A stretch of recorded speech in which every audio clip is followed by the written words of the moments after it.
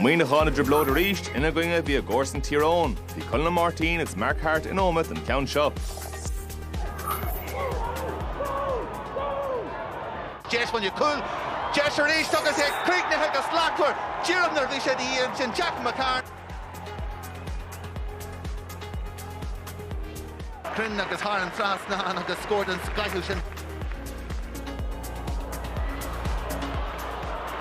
Canavan ar an untí in John Splash and we as a core. Canavan is in there, John goes Tír Eoghain, Curtis Jahagan said, wow!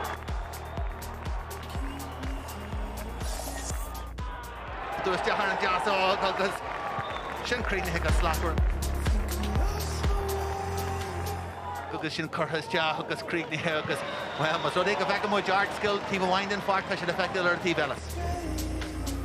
Jesh Curtis Jah agus Breathnaigh agus pull the hanging when you had a chat free to be Killian Lavelle.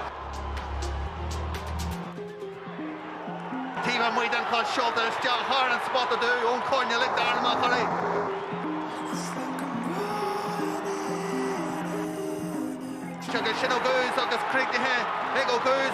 The last 5 months, you have to give our boys a lot of credit. They really stood up and really took the game by the scruff of the neck. We got what we came here for today. Next week's a new day. We'll sit down this week and get the bodies well recovered and prepare for Dublin. Like we know, probably Dublin, to be all honest, they're the best team there, and the football they're playing this year is phenomenal. The way they're moving the ball and the way they're transferring the ball up the field, and their work rate off the ball then. So we'll have a tough challenge next week, but you know, we look forward to going to Croke Park and giving a good account of ourselves, hopefully.